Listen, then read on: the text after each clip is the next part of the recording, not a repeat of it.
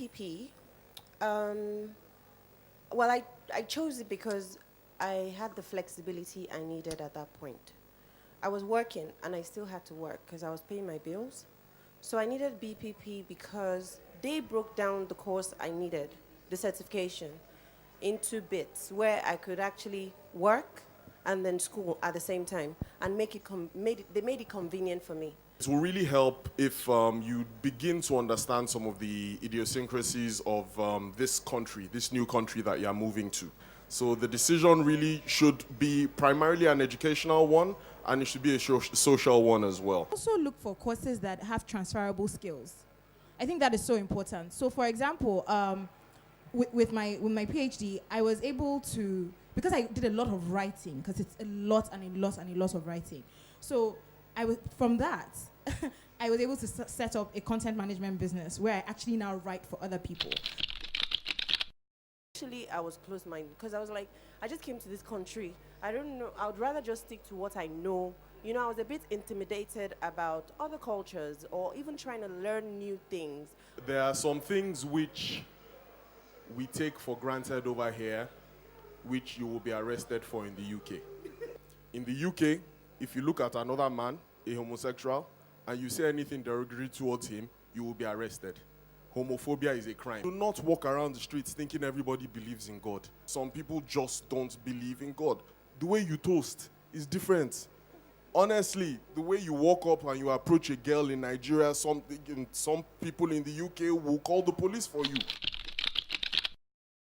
I can just send my friend like a WhatsApp message and be like, oh, you know, I have this problem at work. How do you guys deal with this? And she can tell me, oh, in Mauritius, this is the way we interpret the law here. So I think at the end of the day, you are a more rounded person. Having a worldview is actually quite important.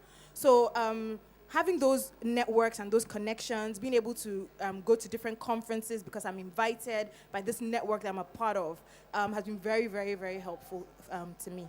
Your network is your net worth. The truth is that the friends that you make, the people that you do business with, the people that you work with, your colleagues, they all end up forming your network. And when that network is global, the sky's the limit. If you decide, you know what, one of my first manufacturing experiences came via a friend that I met doing one of my postgraduate courses, and she's from India. And I was just kind of like, who do I know in India? I was like, I'm looking for this thing, she's like, oh, you know what, I'll make a few calls. She's quite highly placed. Called a few people. Within a couple of days, I had the information that I needed. I did a lot of things before I actually even had to travel to Bombay. The fact of the matter is, if you sit there and you close your mind off to everything, you are never going to learn. Never. You can learn everything from interacting with other people, other races, other tribes, other people of different professions. It doesn't have to be an argument. Sometimes let people teach you what you don't know. Just close your mouth and listen and let them talk. A lot of challenges came on, but I think with my experience and being open-minded and interacting with different levels of people in the UK and learning from them helped me through the challenges I faced in my first role in Nigeria. But I cannot wait until I can afford to only hire people who went to school abroad. That's just the truth. The problem is, I think that we're not taught to think here. We're told to regurgitate information, cram it, write it down, pour everything else in your exam, and you get an A, and that's fine. Application is very important, and it was one of the first things that I learned when I went to England. One of the things we've been talking about here is diversity. And what diversity does for your mind, it's not, nobody can quantify it, because you are able to understand where everyone is coming from. Do you understand? Because you've been in a situation where not everybody thinks like you. So if you've gone to a place where you've learned how other people think, when you get back to where you're coming from, you have an open mind. You're able to try different solutions. A student in a Nigerian university is not taught to question stuff. A university is a place of self-education. Your lecturers are just meant to steer you on a ship. The avenue for innovation is limited. And so you get people who come into the workplace who want you to continue teaching them. Thinking and innovation, questioning authority, it's what we call rudeness over here. Our culture very much defines this, and it's unfortunate. So it's almost as if our culture is not encouraging our people to be the best they can be. I've interviewed a whole bunch of people, and I've worked with a whole bunch of different people.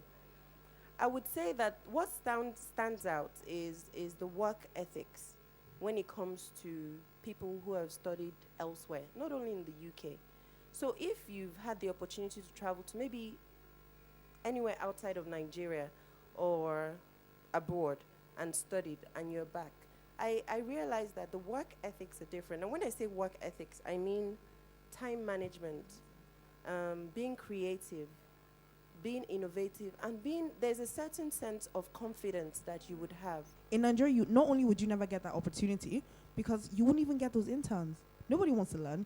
We don't realize, like, I feel like one of the first things that you learn abroad is that school is great. School teaches you to think. But the thing is, you actually have no value to an employer until you have worked. But in Nigeria, it's like, I went to university, I have a degree.